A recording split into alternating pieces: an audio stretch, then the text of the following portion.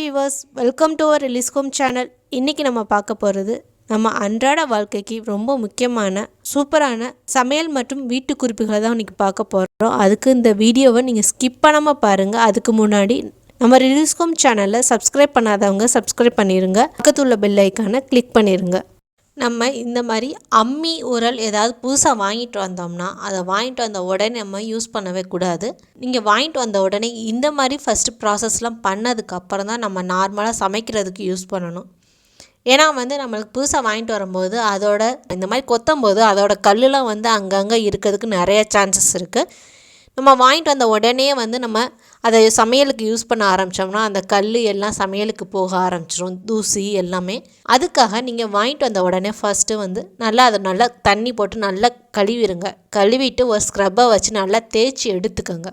நீங்கள் விம்மோ இல்லாட்டி லிக்விட் எது வேணால் யூஸ் பண்ணி அந்த ஒரு ஸ்க்ரப்பை வச்சு நல்லா எல்லா இடத்துலையுமே இந்த மாதிரி நல்லா தேய்ச்சிக்கோங்க. இந்த மாதிரி தேய்ச்சதுக்கப்புறம் நீங்கள் ஒரு அரிசி, எந்த அரிசி வேணால் நீங்கள் எடுத்துக்கலாம். அதுக்கு நீங்கள் பழைய அரிசி யூஸ் பண்ணாத அரிசியை யூஸ் எடுத்துக்கிறது ரொம்பவே நல்லது. ஏன்னா இதை நம்ம இதில் யூஸ் பண்ணிவிட்டு நம்ம அது சமையலுக்கு யூஸ் பண்ணக்கூடாது, அது கீழே தான் கொட்டணும். அதுக்காக நீங்கள் பழைய அரிசி ஏதாவது வேஸ்ட்டான அரிசி ஏதாவது இருந்துச்சுன்னா அதை ஒரு அரை மணி நேரம் ஊற வச்சுருங்க. அதை அரை மணி நேரம் ஊறினதுக்கப்புறம் அம்மியோ ஆட்டுக்கல் எதுவாக இருந்தாலும் அதில் நல்லா இந்த மாதிரி மாவாக நல்லா நைஸாக நீங்கள் அரைச்சிக்கோங்க. அரிசியை வச்சு நீங்கள் அரைக்கிறனால உங்களுக்கு அதில் ஏதாவது கல் ஏதாவது தூசி இருந்தால் கூட நம்மளுக்கு இதோடு சேர்ந்து வந்துடும். இந்த மாதிரி நல்லா அரைச்சி எடுத்துட்டு அதுக்கப்புறம் மறுபடியும் நல்லா வாஷ் பண்ணி எடுத்துக்கோங்க. இந்த மாதிரி ஒரு 2 வாட்டை நீங்கள் செஞ்சிங்கன்னா அதுக்கப்புறம் நீங்கள் நார்மலாக கிச்சனுக்கு சமையலுக்கு நீங்கள் யூஸ் பண்ணிக்கலாம். இதை இந்த மாதிரி நீங்கள் ட்ரை பண்ணிவிட்டு பண்ணுங்கள், உங்களுக்கு இது ரொம்பவே யூஸ்ஃபுல்லாக இருக்கும். மழை காலத்தில் சின்னவங்கலேருந்து பெரியவங்க வரைக்கும் கோல்டு அதிகமாக வரும். கோல்டு வந்த டைம் ருசியை சாப்பிடணும்னு தோணும், ஆனால் சாப்பிடவே முடியாது. இந்த மாதிரி ஒரு வாட்டை நீங்கள் சாப்பிட்டு பாருங்க, உங்களுக்கு கோல்டு சீக்கிரமா போயிடும். இதுக்கு ஒரு புளியை இந்த மாதிரி நல்லா ஊற வச்சு நல்லா கரைச்சி எடுத்துக்கோங்க. நல்லா வடிகட்டி இந்த மாதிரி கரைச்சி எடுத்துக்கோங்க. இதை சைடில் வச்சுட்டு சீரகத்தையும் மிளகையும் நல்லா இந்த மாதிரி தட்டிக்கோங்க. இந்த மாதிரி நைஸாக தட்டி எடுத்துக்கணும். இந்த மாதிரி தட்டி எடுத்து தனியாக ஒரு பையில் வச்சிருங்க. அதுக்கப்புறம் பூண்டும் வெங்காயத்தையும் நல்லா தட்டிக்கோங்க. வெங்காயம் போடுங்க, பெரிய வெங்காயம் போடாதீங்க. சின்ன வெங்காயம் சளிக்கு ரொம்பவே நல்லது. இந்த மாதிரி இதையும் தட்டினதுக்கு அப்புறம் இந்த மாதிரி தட்டினதை எல்லாத்தையுமே நீங்க புளி கரைச்ச தண்ணியில போட்டுருங்க. அப்புறம் ஃப்ளேவருக்காக பச்சை மிளகாவை எடுத்து இந்த மாதிரி குட்டி குட்டியாக நறுக்கிக்கோங்க. அதுக்கப்புறமாட்டி கொத்தமல்லியையும் இந்த மாதிரி குட்டி குட்டியாக நறுக்கிக்கோங்க. அதையும் அந்த புளி தண்ணியிலே போட்டு நல்லா மிக்ஸ் பண்ணிக்கோங்க. அதில் உங்களுக்கு தேவையான அளவு உப்பு போட்டுக்கோங்க. கடைசியாக பெருங்காயத்தூள் போட்டுக்கோங்க. எல்லாம் போட்டதுக்கப்புறம் உங்களை கையால் கொஞ்சம் நல்லா பிசைஞ்சு விட்டுக்கோங்க. கையை நல்லா வாஷ் பண்ணிட்டு தான் நம்ம பிசையணும். இந்த மாதிரி நல்லா பிசைஞ்சதுக்கப்புறம் உங்கள் வண்டியை வச்சு நல்லா இந்த மாதிரி நல்லா மிக்ஸ் பண்ணிக்கோங்க. இந்த மாதிரி மிக்ஸ் பண்ணிங்கன்னா உங்களுக்கு பச்சை ரசம் ரெடி ஆயிரும். இதை நீங்கள் சாதத்தில் போட்டு சாப்பிடலாம். சளிக்கு ரொம்பவே நல்லது. கண்டிப்பாக அதை ட்ரை பண்ணி பாருங்கள். இது உங்களுக்கு ரொம்பவே யூஸ்ஃபுல்லாக இருக்கும்.